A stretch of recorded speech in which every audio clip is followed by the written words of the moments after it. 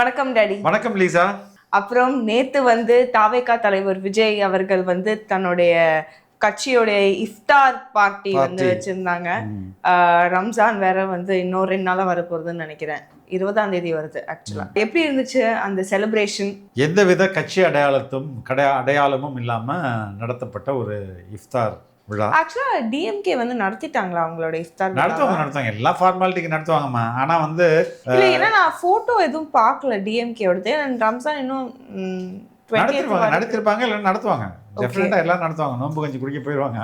ஆனா அதுலேயும் அவங்க அதையும் எந்த அளவுக்கு பொலிட்டிசைஸ் பண்ண முடியுமோ அந்த அளவுக்கு பொலிட்டிசைஸ் பண்ணுவாங்க, மேக்சிமம் பண்ணுவாங்க. ஆமாம். ஆனால் தாவேகா நடந்தது ரொம்ப சிம்பிளான, ஆடம்பரம் இல்லாத ஒரு விழாவாக இருந்தது. நிறைய மக்கள் வந்திருந்தாங்க. ஐ திங்க் இது உங்களுடைய முதல் இஃப்தார் பார்ட்டி இல்லையா? இது எங்களோட கட்சி இது கேட்குறீங்க? இல்ல, உன்னுடையது.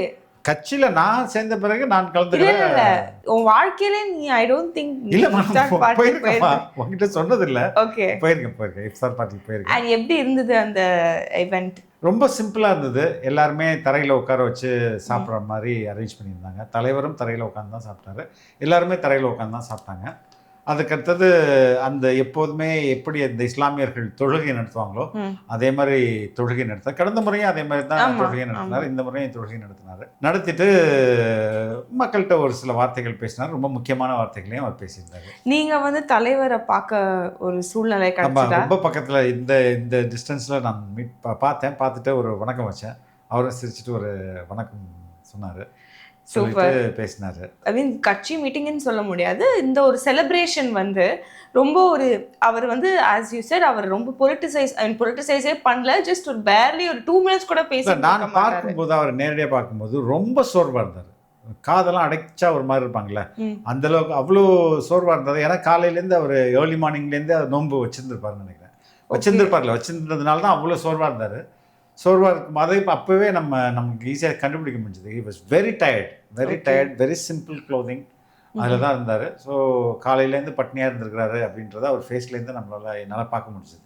அவர் ரொம்ப ஒரு இம்பார்ட்டண்டான ஒரு விஷயம் சொன்னார் நேற்று. அண்ட் அது அந்த டே அண்ட் அந்த இவெண்ட்டுக்கு ரொம்ப பொருத்தமான ஒரு விஷயமா இருந்தது. நாங்கள் எந்த விதத்துலேயும் அப்புறம் நாங்க ஆமாம் எந்த விதத்திலையும் நாங்க மதசார்பற்ற சமரசம், கொள்கை சமரசம் நாங்க செய்ய மாட்டோம். அதே மாதிரி மதசார்பற்ற சமூக நீதி என்ற கோட்பாட்டிலும் நோ காம்ப்ரமைஸ். மூணு விஷயங்களை சொன்னாருமா. அதாவது மதசார்பற்ற கொள்கை, அதே மாதிரி மதசார்பற்ற சமூக நீதி, இதுல நோ காம்ப்ரமைஸ். அதற்கடுத்து நம்ம தலைமையில தான் ஆட்சி. அதற்கு மூணாவது அரசியலுக்காக எந்த சமரசமும் செய்யறதில்லை. இதுவும் மூணுமே 3 பவர்ஃபுல் ஸ்டேட்மெண்ட்டா, மூணுமே ஒரு 3 முற்றுப்புள்ளி மாதிரி வைக்குது. ஏன்னா ஒரு 2-3 நாளாகவே நம்ம பிஜேபியோட இணைய போறாரு விஜய். இவ்வளவு சீட்ஸ் கொடுத்துருக்காங்க, டெபுட்டி சீஃப் மினிஸ்டரா வர போறாங்க, பவன் கல்யாண் பேசி இருக்காங்க, அமித்ஷா நைட்ல போய் சந்திச்சாரு. இந்த மாதிரி பல விஷயங்கள் பரப்பிட்டே இருக்கும் போது நம்மளே ஒரு பாயிண்ட்ல ஒருவேளை இவங்க பிஜேபியோட தான் சேர போறாங்களோ அப்படிங்கிற ஒரு மைண்ட் செட் வரும்போது ரொம்ப ரொம்ப ஸ்ட்ராங்கா அதுவும் ஒரு இஃப்தார் பார்ட்டி அன்னைக்கு சொல்றாரு, நான் கண்டிப்பா எந்த விதமான சமரசமும் செய்ய மாட்டேன். இதை நான் முதல் மாநாட்டிலே நான் சொல்லியிருக்கேன், நான் மறுபடியும் நான் இதை சொல்ல போறேன் அப்படின்னு கிளியரா நாங்க இந்த பி டீம் ஏ டீம் அப்படின்னு சொல்லுவாங்க, இவங்களோட கூட்டணிக்கு போறேன் அவங்களோட கூட்டணிக்கு போக போறேன் அப்படின்னு சொல்லுவாங்க, எதையும் நம்பாதீங்க அப்படின்னு சொல்லியிருக்காங்க. நான் வெதர் உனக்கு நல்லா தெரியும், வீட்லயும் சரி ஆஃபீஸ்லயும் சரி நேர்கள்ட்டையும் சரி பேசும்போது இதை தொடர்ச்சியா நான் இன்சிஸ்ட் பண்ணிட்டேன். He will never go with பிஜேபின்னு ஒவ்வொரு முறையும் சொல்லியிருக்கேன். ஏன்னா இது மாதிரி ஒரு தலைமை பண்பு இருக்கிற தலைவர் ரொம்ப ரொம்ப கஷ்டமா. ஏன்னா ஒவ்வொரு முறையும் மக்கள்கிட்ட யார் என் கொள்கை எதிரின்னு சொல்லிட்டு இன்னைக்கு பேசும்போது நான், அதுக்கப்புறம் நம்ம, நான்ன்றது ஐ பர்சனலி, அதுக்கப்புறம் நம்ம பார்ட்டி ஒருபோதும் மதசார்பற்ற கொள்கையிலேருந்து பின்வாங்க மாட்டோம் அப்படின்னு சொல்றாருல, ஆனா எவ்வளோ ஃபேக் நியூஸ். ஐயோ ஆமா, நம்மளுக்கே வந்து இதுவே வந்து இத்தனைக்கும் வந்து பவன் கல்யாண் எல்லாம் வந்து ஒரு இன்டர்வியூல வந்து இல்ல நாங்க வந்து அப்படியெல்லாம் பண்ணல, நான் போய் பேசல அப்படின்னு சொல்லியுமே வந்து அந்த ஃபேக் நியூஸ் வந்து அந்த பிஜேபி நேரேட்டிவ் வந்து போய்கிட்டே இருந்தது. சிபிஐனால வந்து இவர் பிஜேபி போக போறாரு, இல்லைன்னா வந்து கூட்டணியில வந்து ஆள் இல்லாதனால வந்து போக போறாங்க, வேட்பாளர்கள் இல்லாதனால போக போறாங்க. ஆனா நம்ம மட்டும்தான் உண்மையை சொன்னா. இதுக்கு பின்னாடி டிஎம்கே வந்து இருந்தது. டிஎம்கேவோட இன்டர்னல் சர்வேல சிறுபான்மையினர்கள்லாம் குறிப்பாக கிறிஸ்தவர்களும் இஸ்லாமியர்களும் தாவேக்கா பக்கம் போகிறாங்க, அதை எப்படா தடுக்கிறதுன்னு இவங்க வந்து பதறி போய் இப்படி வந்து ஒரு ஃபேக் நியூஸை பரப்பி விட்டாங்க. அதுக்கு திமுக பிஜேபி ஆலையே பயன்படுத்திச்சு. அந்த பிஜேபி ஆளை வந்து பிஜேபி விட்டே நீக்கினாங்க. இவ்வளோ டீட்டெயில் நம்ம கொடுத்தோம். ஆனாலும் இந்த ஃபேக் நியூஸ் பரப்புறதை வந்து நிறுத்தவே இல்லை. ஆனாலும் நீங்கள் சொன்ன மாதிரி தலைவர் வந்து சரியான நேரத்தில் சரியான ஒரு ஃபுல் ஸ்டாப் வச்சிட்டாரு.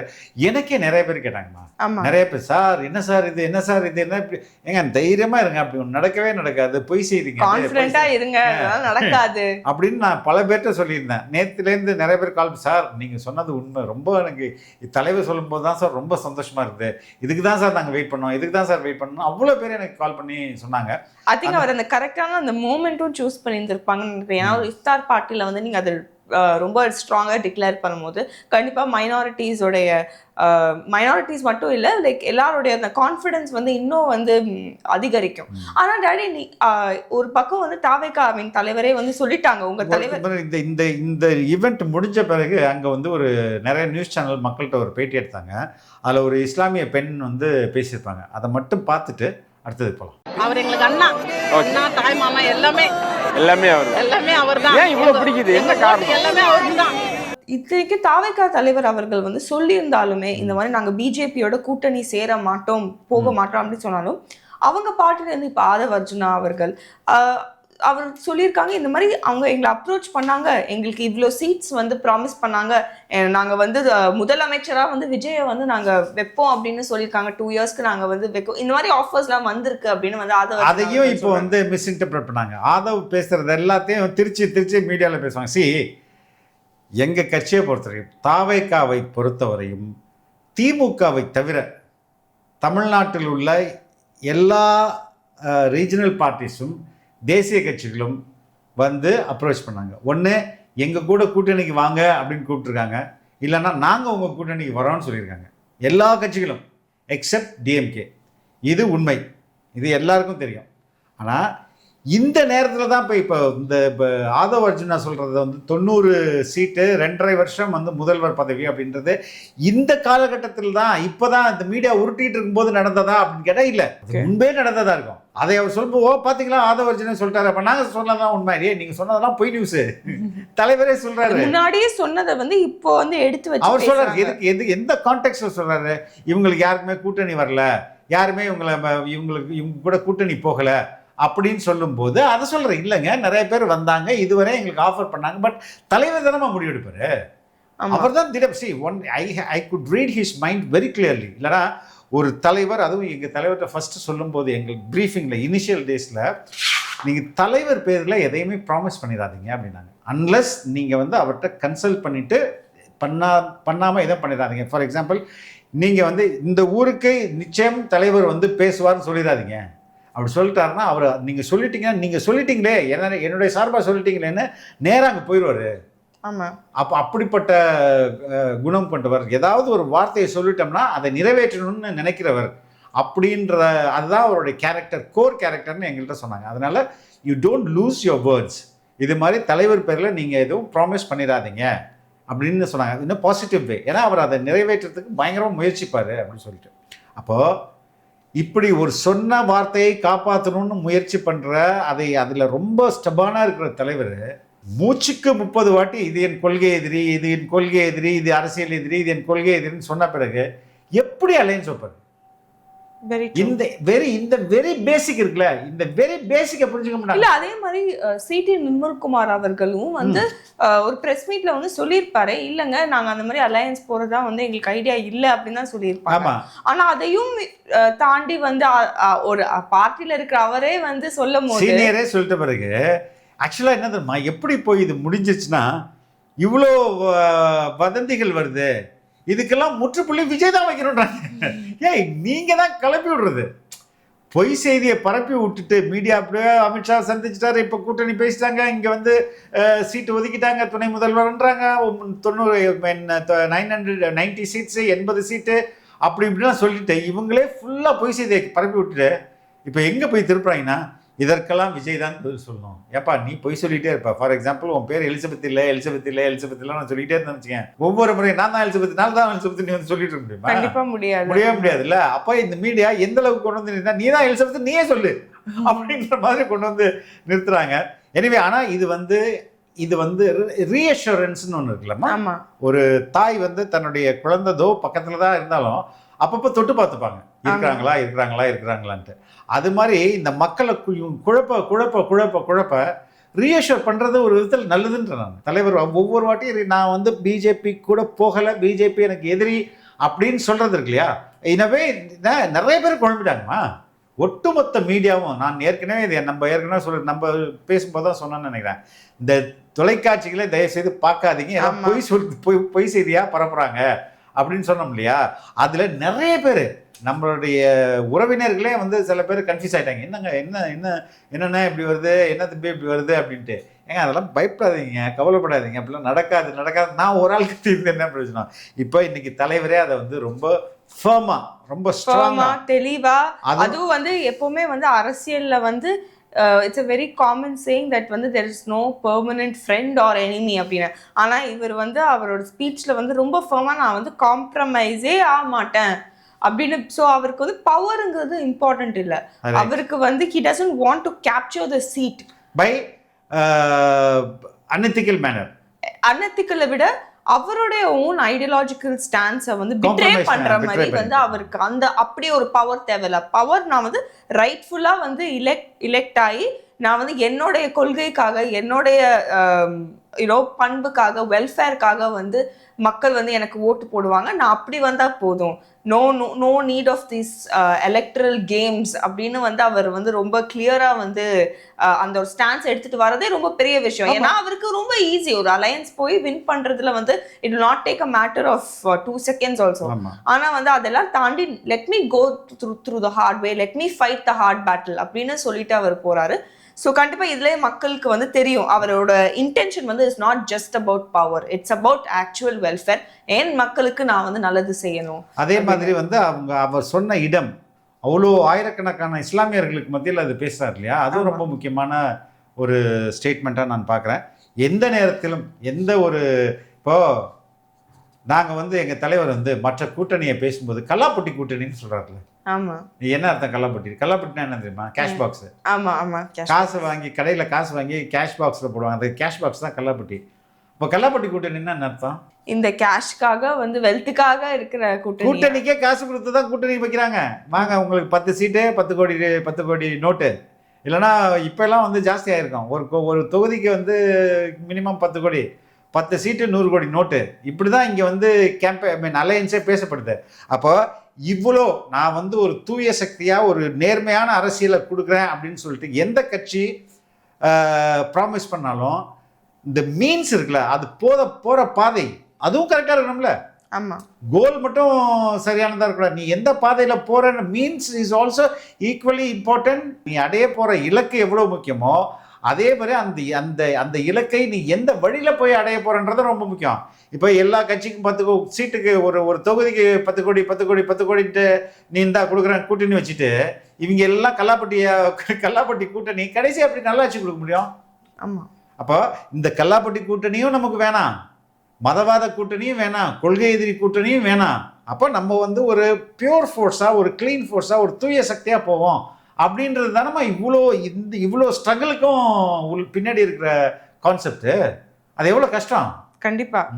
அதான் நான் சொன்ன மாதிரி அவருக்கு அந்த ஈஸியா வந்து அவர் வின் பண்ண ஆசைப்படல, நேர்மையாகவும் நியாயமாகவும் வந்து வின் பண்ணணும் அப்படிதான் ஆசைப்படுறாரு. நெக்ஸ்ட் வந்து செந்தில் பாலாஜி அவர்கள், ஓகே, அவர் வந்து சிபிஐ விசாரணைக்கு வந்து போயிட்டு அட்டென்ட் பண்ணிட்டு வந்துட்டாரு. ஆனா என்னன்னு தெரியல, ஒரு இப்போ டிவிக்கே வந்து ஒரு ஆதவர்ஜனாவோ இல்லை சிடிஆர் அவர்கள் வந்து போனாலோ அவ்வளோ பேர் வந்து ப்ரெஸ்ல வந்து ஃபுல்லாக கவர் பண்ணிட்டு இது பண்ணாங்க அது பண்ணாங்கன்னு சொன்னாங்க. அண்ட் அதே மாதிரி தவைக்கா தலைவர் விஜய் அவர்களும் வந்து சிபிஐக்கு போகும்போது எல்லாருக்கும் தெரியும் என்ன நடந்தது அப்படின்னு. இந்த கொஸ்டின் கேட்டாங்க, 70 கொஸ்டின் ப்ரிப்பேர் பண்ணியிருக்காங்க, ஏன் லேட்டாக வந்துச்சுன்னு கேட்டாங்க அப்படின்னு இன்வெஸ்டிகேஷன் நடந்துட்டு இருக்கும் போதே இதெல்லாம் வந்து பரப்பிக்கிட்டு இருந்தாங்க. ஆனால் இவர் மட்டும் வந்து போகும்போது நிறைய பேர் வந்து மீடியா கவர் வந்து அவ்வளோ பண்ணவே இல்லை. மீடியா கண்ண முடியும்.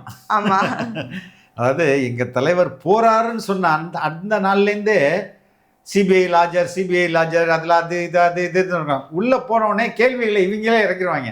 ஏன் தாமதமாக வந்தீர்கள், ரோடு வந்து வளைஞ்சு இருந்தது அதனால் தாமதமாக வந்தேன், அப்படி இப்படின்னு இஷ்டத்துக்கு இவங்களாம் வந்து போட்டு ஒல்ட்டுறது. ஆனால் தலைவன் யார், செந்தில் பாலாஜி நேற்று போயிருக்கிறாரு.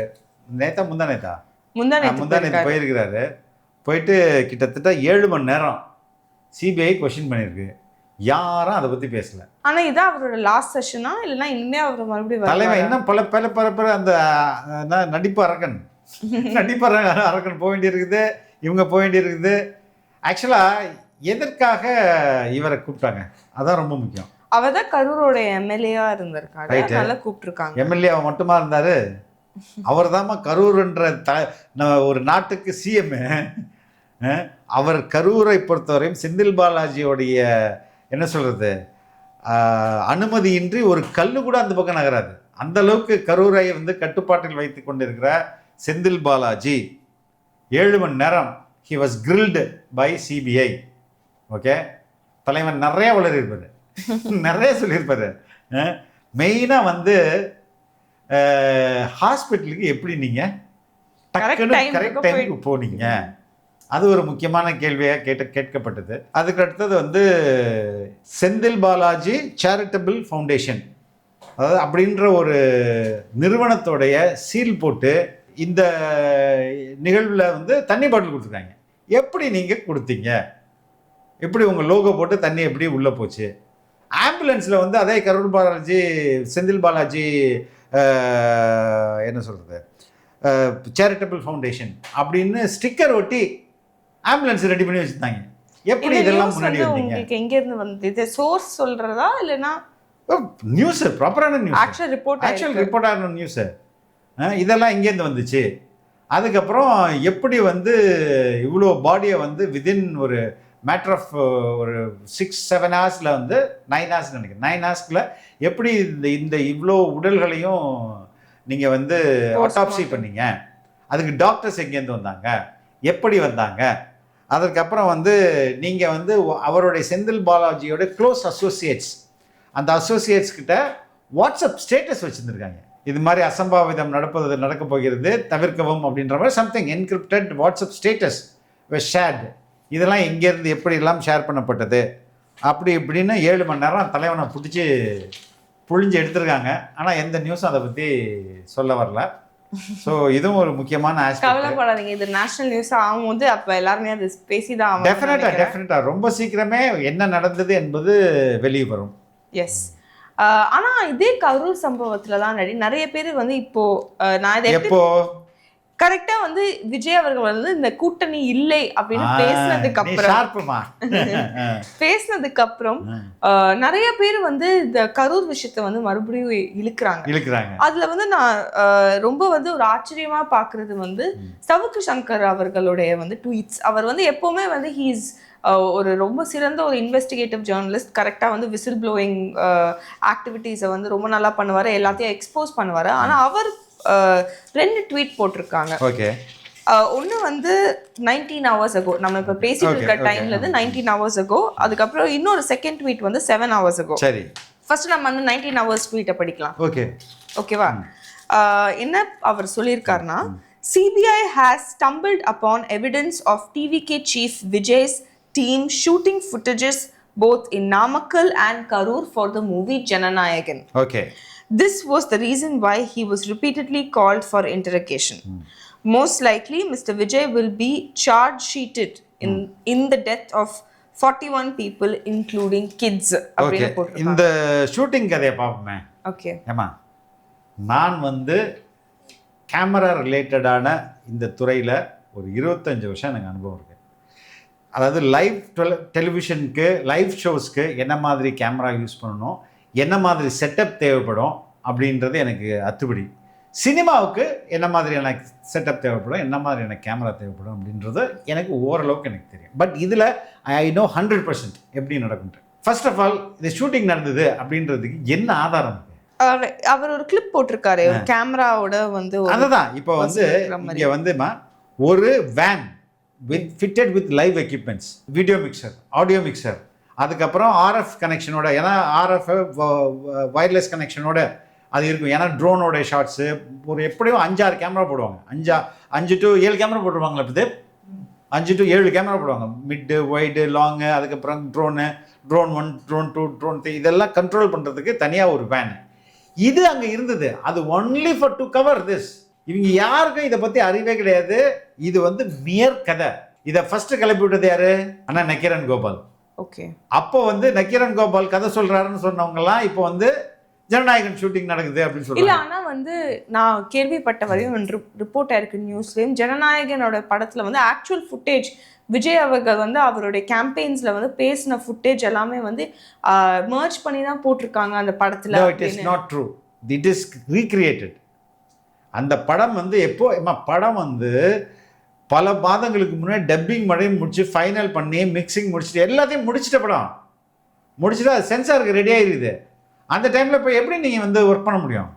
சினிமான்றது இட்ஸ் நாட் லைக் நியூஸ் வந்து நீங்கள் இம்மிடியேட்டாக பண்ணணும். சினிமான்றது டைம் எடுத்து அவங்களோட கல்ச்சரே தான் பொறுமையாக ஒரு ஃப்ரேமையும் பார்த்து கலர் கரெக்ட் பண்ணி அதுக்கான எக்யூப்மெண்ட்ஸே தனி, இதற்கான எக்யூப்மெண்ட்ஸே தனி. இவன் லைவ் வேனே காட்டுறாங்களே, லைவ்ல வந்து வீடியோ மிக்சரோட ஒரு வேன் போயிட்டே இருந்தே, அதில் மேலே கேமராமேன்லாம் இருக்காங்களா. That is மென்ட் only to cover this event. ஆனால் இந்த பர்டிகுலர் கேமராவை நீங்கள் பார்த்தீங்கன்னா அது என்னமோ ஒரு பில்டிங்லேருந்து எடுத்துருக்கோம். ஆமாம்மா, அது வண்டியில் ஃபிக்ஸ் பண்ணுற கேமராமா. ஆனால் இது வண்டியிலேருந்து இருக்கிற வண்டியில் இருக்கு. அந்த ஒரிஜினல் ஃபுட்டேஜ் என்ன காட்டுறேன். இதை தானே சொல்கிறேன் நீனு, இதை தானே? Yes, this photo. ஆமாம், இது வண்டியில் இருந்த கேமராமா. ஏமா எனக்கு தெரியாதம்மா. வண்டியில் ஃபிட் பண்ணுறது கேமராமேன் பக்கத்தில் உட்காந்துருக்காரு. ஆனால் அந்த ஹைட் பாருங்க, ட்ரோன் ஷாட் மாதிரி. ட்ரோன் ஷாட் மாதிரி என்னம்மா நீ? இல்ல அது என்னமோ அது ஒரு பில்டிங் இப்போ ஒரு காரிடோர்ல இருந்து எடுத்த மாதிரி இருக்கு. இல்ல, it is a drone shot. இது வந்து அந்த வண்டியை நம்ம காட்டுவோமே, இதுல என்ன இருக்கு? அந்த வண்டியோட ஷாட்ஸே இருக்குது. என்ன உள்ள என்ன இருக்கு, எத்தனை கேமரா ஃபிக்ஸ் ஆயிருக்கா, எப்படி போறாங்க அப்படின்ற ஷாட்ஸே இருக்குது. ஸோ இதுல ரெண்டாவது இது எதுக்கு நான் இது ஃபேக்குன்னு சொல்றேன்னா, இது முதல்ல நக்கீரன் கோபால் ஆரம்பிச்சு விட்ட கதை. அவர் எப்படி இதை லிங்க் பண்றாருன்னா ரொம்ப கேவலப்படுத்துறதுக்காக. உள்ள வந்து டைரக்டர் ஒருத்தர் இருந்தாரு, டைரக்ட் பண்ணியிருந்தாரு, அதுக்கப்புறம் வந்து நடிகை இருந்தாங்க. அப்போ இது கேவலப்படுத்துறதுக்காக அப்போது நக்கீரன் கோபால் ஆரம்பிச்சது. அதற்கு அப்புறம் இப்போ வந்து அதை வந்து இப்போ ஏடிஎம்கே சைடு எடுத்துருக்குது. ஏன் ஏடிஎம்கே சைடு இப்போ எடுக்குது?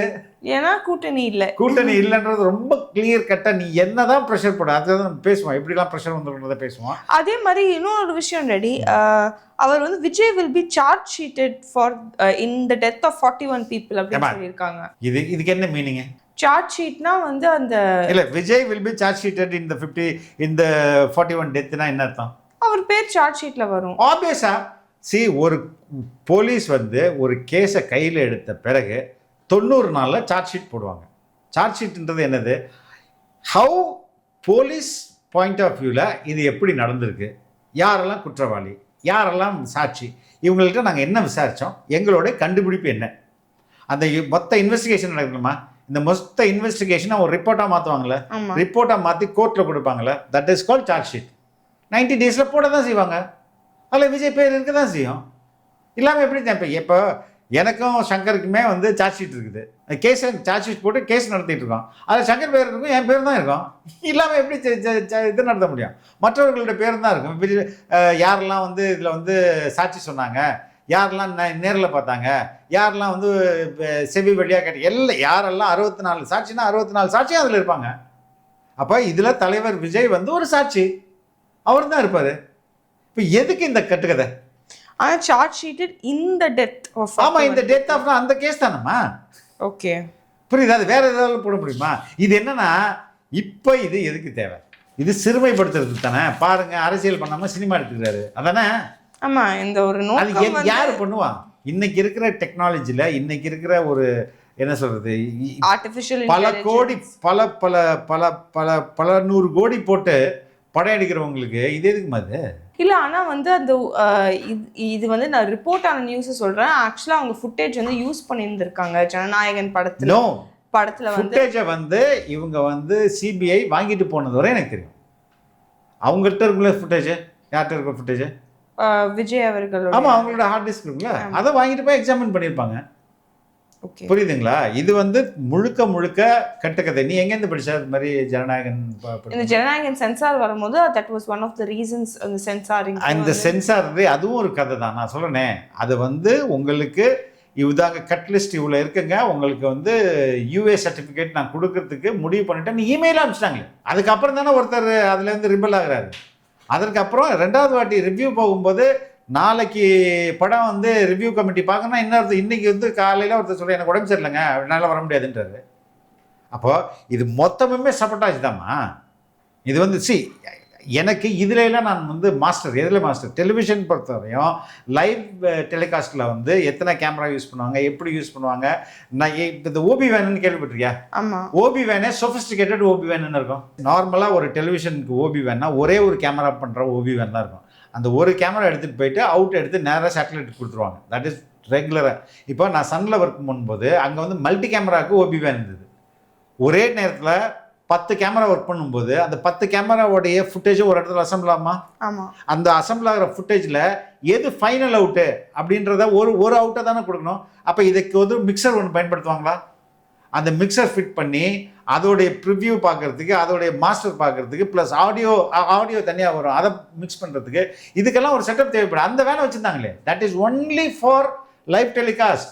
அதை வச்சு நீங்கள் எப்படி சினிமாவுக்கு யூஸ் பண்ண முடியும்? இவங்க யாருக்காவது இப்போ சொல்கிற நம்ம நக்கீரன் கோபாலுக்கோ இல்லை சவுக்குக்கோ இந்த ப்ரொடக்ஷன் பற்றி நாலேஜ் இருக்கா? ப்ராபப்ளி இருக்காது. அதனால தான் எஸ்எல் கதை விடுறேன். இப்போ என்ன மாதிரி ஆட்கள் நான் அதிலே தானே 25 வருஷமா ஊறியிருக்கேன். அதே மாதிரி இப்போ 2வது ட்வீட்டுக்கு வரலாம்.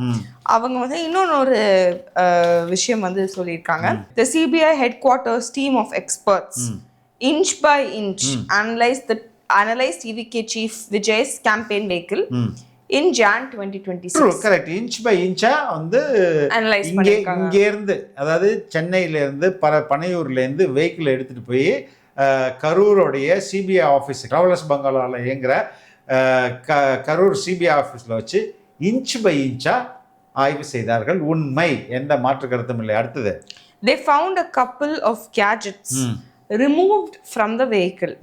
All these led to suspicion that Vijay and his team had been indulging in evidence tampering. இதுக்கு என்ன அர்த்தம்? ஏற்கனவே வந்து இருக்கிற சில கருவிகள் வந்து எடுக்கப்பட்டிருக்கு. அந்த வங்கேந்து கொண்டு போய் ஆய்வு செய்யும் போது அங்க ஆல்ரெடி பொருத்தப்பட்ட கருவிகளை வந்து என்ன பண்ணிடுறாங்க, பொருத்தப்பட்ட கருவிகள் காணாம போயிருந்தது அப்படின்னு சிபிஐ கண்டுபிடிச்சிருக்கியா? அதனால எவிடன்ஸ் டேம்பரிங் நடந்தது. அதனால ஆதாரத்தை அழிக்க முயற்சி யாரு? தலைவர் விஜய் சைட்ல இருந்து முயற்சி செய்யப்பட்டுள்ளதாக சிபிஐ கண்டுபிடிச்சிருக்காங்க. இது முழுக்க முழுக்க பொய். இது முழுக்க முழுக்க ஏன் பொய்ன்றாங்க? ஏன்னா வந்து கருவிகள் இல்லையா? இல்ல, 2 விஷயம். இப்ப நம்ம ஆபீஸ்ல இருந்து கேமரா தூக்கிட்டு போனாங்களே, ஆமா, கொடுத்துறாங்களா? கொடுக்கல. ஏன்னா டைம் நம்ம கேஸுக்கு இந்த கேமரால தானே அந்த இன்டர்வியூ ரெக்கார்ட் பண்ண, தூக்க இந்த கேமராவை அப்படி தூக்கிட்டு போனாங்களா இல்லையா? ஆமா. அதுல ஒண்ணுமே இல்ல. இந்த கம்ப்யூட்டர்ல தானே எடிட் பண்ண அந்த இன்டர்வியூ, தூக்கு இந்த கம்ப்யூட்டரை, இது பக்கத்துல இதுல இருந்தா நீ அப்லோட் பண்ண, இதை தூக்கு அப்படின்ட்டு மொத்தத்தையும் வரிச்சு எடுத்துட்டு போயிட்டாங்களா? அப்ப இப்படி ஒரு சார்ஜஸ், அதாவது இங்க ஒரு கருவி இருந்தது, அந்த கருவியை எடுத்துட்டாங்க, அதாவது இப்போ எவிடன்ஸை டேம்பர் பண்ணிட்டாங்க அப்படின்னு சிபிஐ நினைச்சதுன்னா அந்த வெஹிக்கிள் யார்கிட்ட இருக்கும்? சிபிஐ கிட்ட தான் இருக்கு. ஆபியஸா கான்ஃபிஸ்கேட் பண்ணி எடுத்து வச்சிட மாட்டாங்களா? அதெல்லாம் உங்களுக்கு ஆதாரம் இல்லையா? ஆமா, இங்க இருந்த கருவி எடுத்துட்டு போயிட்டாங்க. பட் மேபி அவங்க கருவிகளை மட்டும் எடுத்து இல்ல, எப்படி வெஹிக்கிள்ல இருந்த கருவி தானே சொல்றாரு. வெஹிக்கிள்ல சாயங்காலமே திருப்பி அனுப்பிச்சிட்டாங்களே. அந்த பஸ்ஸில் உண்மையே ஆதாரம் வந்து சிதிலமடைக்கப்பட்டதுன்னா, ஆதாரத்தை உடைச்சிருந்தாங்கன்னா அந்த பஸ்ஸை கொடுக்க மாட்டாங்கம்மா. அதுதான் நான் சொல்றேன். நம்ம அதை கேஸோட அதை அட்டாச் பண்ணிடுவாங்க. ஓகே, இப்போ இது எப்படி நம்ம கேமராலாம் அட்டாச் ஆகிருக்கு கேஸோட, ஆமாம், அது மாதிரி வெஹிக்கிளும் அட்டாச் ஆகிடும். ஆனால் எடுத்துகிட்டு போயிட்டு எக்ஸாமின் பண்ண அன்னைக்கே வந்து வெஹிக்கிள் திருப்பி அனுப்பிச்சிட்டாங்களே. நான் சிபிஐ என்ன முட்டாளா? இல்லை, கேட்குறேன் நான். ஏமா டேம்பரிங் ஆஃப் எவிடன்ஸ் என்னது? ஒரு கிரைமா கிரைம் இல்லையா? It is a crime. அந்த கிரைம் பண்ணிட்டு அந்த வெஹிக்கிளை வந்து திருப்பி நாளைக்கு ஃபிக்ஸ் பண்ணிட்டாங்கன்னா என்ன பண்ணுவேன்? சிபிஐ பொய்ன்னு சொல்லுவாங்களா? இல்லைம்மா, இந்த ஒரு கேஜெட்னு எடுத்துட்டேன் அப்படின்றதான் சிபிஐ குற்றம் சாட்டுது. ரைட்டு, பஸ் இப்போ திருப்பி கொடுத்தாச்சு, மறுபடியும் அந்த கேஜெட் அமுக்கியாச்சு. இல்லைங்க பாருங்க, என் கேஜெட் இங்கே இருக்குன்னா சிபிஐ பொய் சொல்லுதுன்னு நாங்கள் சொல்லலாம்ல ஈஸியாக? கண்டிப்பா. அப்ப எந்த இது மாதிரி ஒரு சென்ட்ரல் இன்வெஸ்டிகேஷன் ஏஜென்சி ஒரு டேம்பரான எவிடன்ஸை அப்படியே அவங்களுக்கு கொடுத்து அனுப்புவாங்களா? போய் நீங்க சரி பண்ணிங்க, எவிடன்ஸ் மறுபடியும் ஒட்டிங்க ஐயோ அப்படின்னு சொல்லுவாங்களா? எவ்வளவு ஃபூலிஷ்தனமான ஸ்டேட்மெண்ட்டா அது இல்லையா? ஆனா அவருடைய கம்ப்யூட்டரே மாட்டிட்டு இருக்குமா இன்னும் ரிட்டர்ன் ஆஃப் ப்ராப்பர்ட்டி போட்டு? அவருக்கே கிடைக்கலையே, நம்மளுக்கே கிடைக்கல இன்னும். அப்போ இந்த நாடே பார்த்துட்டு இருக்க ஒரு கேஸ்ல டேம்பரிங் எவிடன்ஸை எப்படி சிபிஐ அலோவ் பண்ணும்? அட்டாச் பண்ணிட்டு என்ன சீல் வச்சு இந்த அதை என்ன ஃபாரன்சிக் இக்கே காட்டுற மாட்டாங்க. கண்டவன் வந்து ஏதோ ஒரு கதையை அனுப்பிச்சு விட்றதான். அடுத்தது வா. The reason why Vijay left suddenly from Karur and went into silence mode for 4 days when 41 families were burying their dead was to discuss, strategize, or rather conspire with his team, John, Adav, and a few retired police officers about tampering of evidence and ensure that entire blame shifts on DMK. இதுவும் முழுக்க முழுக்க பொய். எனக்கு நல்லா தெரியும். On the third day அதாவது incident நடந்த அன்னைக்கே நம்ம வந்து ஒரு இன்டர்வியூ பண்ணோம் லியோவோட. அடுத்த நாள் தட் வாஸ் ஆன் சண்டேன்னு நினைக்கிறேன். We had an interview with Times of இந்தியாவுடைய ரிப்போர்ட்டை வச்சுட்டு ஐ திங்க் நீயும் நானுமா பண்ணோம். நானும் வந்து அருள்மொழியின். அதுக்கு அடுத்த நாள் தேர்ட் டேவே I got the information how it was, entire thing was orchestrated, operated. Then I spoke. இதில் the tampering of evidence மட்டும் மறுபடியும் வந்திருக்கு பாரு, படிங்க அந்த இடத்த. John, Adav, and a few retired police officers about tampering of evidence and ensure that entire blame shifts on DMK. இப்போ மூணாவது நாள்லயே நம்ம எவிடன்ஸ் எல்லாம் டேம்பர் பண்ணிடுவோம், அதுக்கப்புறம் பழைய தூக்கி DMK மேல போட்டுருவோம் அப்படின்னு பிளான் பண்ணுறதா சொல்லியிருக்காரு. எப்படிமா இவ்வளோ பெரிய ஒரு ஸ்டார், த ஃபியூச்சர் ஆஃப் தமிழ்நாடோட பாலிட்டிக்ஸோடைய வந்து ஒரு எபிக் சென்டர், எப்படி இதை யோசிக்க முடியும்? நான் சொன்னேன் அன்னைக்கே அவருடைய ஃபேமிலியிலேருந்து எவ்வளோ ப்ரெஷர் வந்திருக்கும், இது மாதிரிலாம் போகாத, நீ லைஃப்பை ஜாலியாக ஓட்டு, எதுக்கு உனக்கு தேவையா அப்படின்ற நீ அந்த அவருடைய விஜயோடைய பாயிண்ட் ஆஃப் வியூலேருந்து யோசிச்சு பார்த்தா you know how traumatized he was அப்படின்றத நமக்கு புரியும். இதுவும் முழுக்க முழுக்க போய் அதுக்கு அடுத்தது வா. That is why TVK never sought CBI probe. Strangely, they only wanted an SIT. It was only the victim's family member who got orders from SC for a CBI probe. ஆக்சுவலா இதுவும் தவறு. நாங்க வந்து ஒரிஜினல் ப்ரேயர் வந்து supreme court வந்து ஒரு special investigation team appoint பண்ணணும். அவங்க ஏன்னா எல்லா கேஸுக்கும் அவங்க அப்படி தான் இங்கே நடக்குது. அப்போ அப்படி கேட்கும்போது யார் சிபிஐக்கு போகிறான்னா இங்கே இருந்த ஒரு ஃபேமிலி, அதாவது விக்டிமில் ஒரு ஃபேமிலி, அவர் வந்து Selvaraj who lost his wife, அவங்க சிபிஐக்கு போகிறாங்க. ரைட்டா? அதுக்கு அடுத்தது யாருமா போகிறாரு? ஜிஎஸ் மணி. இந்த ஜிஎஸ் மணி யாருன்னா vice president of BJP state legal cell. BJP தான் சிபிஐக்கு டக்குன்னு தாவுறாங்க. அதுக்கடுத்தது யார் போகிறாங்கன்னா Uma Anand, she is also BJP. ரைட்டுங்களா? இவங்க வந்து இல்லை நீங்கள் ஸ்பெஷல் இன்வெஸ்டிகேஷன் போடாதீங்க, சிபிஐக்கு மாற்றுங்கன்னு இவங்க கேட்குறாங்க. அப்போ நாங்கள் அதே கேஸில் இம்ப்ளீட் ஆகி, அப்போ நாங்கள் என்ன சொல்கிறோம், ஓகே நீ சிபிஐ கொடுத்தாலும் எங்களுக்கு ஓகே தான், but CBI should be monitored by the court. எங்களோட ஒரிஜினல் டிமாண்ட் என்ன? ஒரு ஸ்பெஷல் இன்வெஸ்டிகேஷன் டீம் அமைக்கணும். அந்த டீம் வந்து என்ன இன்வெஸ்டிகேட் பண்ணுதுன்றத கோர்ட்டுக்கு சொல்லணும் அப்படின்றதான் எங்களோட ப்ரேயர். ஆமாம். இப்போ அந்த இன்வெஸ்டிகேஷன் டீம் சிபிஐன்றத மற்றவங்க கேட்குறாங்க. ஓகே, எங்களுக்கு வந்து தமிழ்நாடு போலீஸ் விசாரிக்கக்கூடாது, எங்களுடைய டிமாண்ட் கோர்ட் மானிட்டர் பண்ணணும், அதே தானே எங்களுக்கு கொடுத்துருக்காங்க. அப்போ இதில் இப்போ இந்த ஒரு அகெயின் ஒரு என்ன சொல்றது, அவதூறை பரப்ப வேண்டிய தேவை. அதாவது நீங்க சொன்ன மாதிரி நேத்து வந்து கூட்டணி இல்லை அப்படின்னு சொன்னா அது மட்டும் இல்லை, இவர் வந்து சீரியஸ் பொலிட்டிஷியன் இல்லை, இவரை நீங்க நம்பாதீங்க, இவர் வந்து இந்த குற்றத்துக்கு நேரடியாக தொடர்புடையவராக இருக்கிறாரு, அதனால தான் ஆதாரத்தை எல்லாம் அழிச்சாரு. ஃபவுல் பிளே ஆன ஒரு பர்சன் அப்படி. ரெண்டாவது அரசியல் கட்சியை வச்சு அரசியல் கூட்டத்தை இவர் சினிமாவுக்கு பயன்படுத்தினாரு. இது இந்த காலத்தில் எந்த ஒரு நடிகரும் பண்ணவே மாட்டாங்க. ரெண்டாவது அரசியலுக்கு வந்த பிறகு சினிமாலாம் முடிச்சுட்டு நல்ல முன்னாடி ஆடியோ லான்ச் நினச்சிக்கு முன்னாடி நடத்தினாங்கன்னு வச்சுக்கேன், அதுக்கே மலேசியாவுக்கு ஆடியோ லான்ச்சுக்காக ஸ்பெஷலாக பண்ணியிருப்பாங்க அப்படின்னு கூட சொல்லுவாங்க. கண்டிப்பா திஸ் இஸ் முழுக்க முழுக்க முழுக்க முழுக்க அவதூறு. இதில் நான் தான் சொல்கிறேன்மா, இவருக்கு சட்டம் தெரியும். ஒரு டேம்பர்டு எவிடன்ஸ் டேம்பர்டான ஒரு பொருளை எப்படிம்மா உனக்கு திருப்பி கொடுப்பாங்க? சார் வச்சுங்க சார்ன்ட்டு. அதுவும் இவ்வளவு விரைவில் எதுக்கு கொடுக்கணும்? ஒரே நாள் தான்மா, ஒரே நாள் ஆய்வு பண்ணிட்டு ஓகே எடுத்துட்டு போங்க அப்படின்றாங்க. அப்போ சிபிஐ என்ன யாரோட agency? It is an independent organization. Independent agency இல்லை, சென்ட்ரல் கவர்மெண்ட்டோடைய one of the instrument, one of the என்ன சொல்றது, ஒரு வெப்பன் அது. அந்த வெப்பன் உங்களுக்கு சும்மா கொடுத்துருமா? ஆமா. எப்படி கொடுக்கும் சும்மா? இல்ல as in நான் I agree with you. அப்படி இருக்கும்போது இஷ்டத்துக்கு இப்போ ஏன் இப்போ பரப்பப்படுதுன்னா, again now they know the real hero has emerged already. இப்போ யாரெல்லாம் வச்சு அவரை வந்து காலி பண்ணணுமோ அவங்கள எல்லாம் வச்சு காலி பண்ணுவாங்க. இன்னும் அவதூறுகள் வரும், இன்னும் அதிகமாகவே அவதூறுகள் வரும். நான் சொல்கிறது ஒரு சின்ன இன்டர்வியூக்கு பயன்படுத்தப்பட்ட ஒரு கேமராவை அதை கேமராவை எடுத்துகிட்டு போகக்கூடாது, அந்த சிப்பை வேணால் எடுத்துகிட்டு போகலாம். ஓகே, அதுவும் எக்ஸாமின் பண்ணிட்டு கொடுத்து, ஏன்னா இந்த இன்டர்வியூ ஆன்லைனில் தானே இருக்குது. ஆமா, அது நாங்களாம் மறுக்கலையே, அது ஆன்லைனில் இருக்கிற இன்டர்வியூ தானே. அதுக்கே போலீஸ் வந்து நம்மளை இவ்வளோ முடக்கிறதுக்கு ட்ரை இன்னும் வந்து பண்ணும்போது நமக்கு எந்த விஷயமும் வரல, எந்த கேமரா வரல. ரைட்டு. நான் என்ன சொல்றேன்னா, நம்மளே இந்த காவல்துறை இப்படி முடக்கணும்னு ட்ரை பண்ணும்போது ஒரே நேரத்தில் இந்த பக்கம் அரசியல் எதிரி தீய சக்தி திமுகன்னு சொல்லிட்டு, இந்த பக்கம் பாசிசம் பாஜகன்னு சொல்லிட்டு ரெண்டு பேரை எதிர்த்து ஒரு ஆள் நிற்கும் போது இதெல்லாம் லட்டு இல்லையா? கண்டிப்பா லட்டு மட்டும் இல்ல, ஜிலேபி, ஜாங்கிரி, அல்வா எல்லாம் தானே. அது இன்னும் எவ்வளவு பெரிய செய்தியா இருக்கும். அது ஒரு இங்கேருந்து ஃபாரன்சிக்லாம் அனுப்பிச்சிருப்பாங்கம்மா. இது முழுக்க முழுக்க அவதூறு அவதூறு அவதூறு.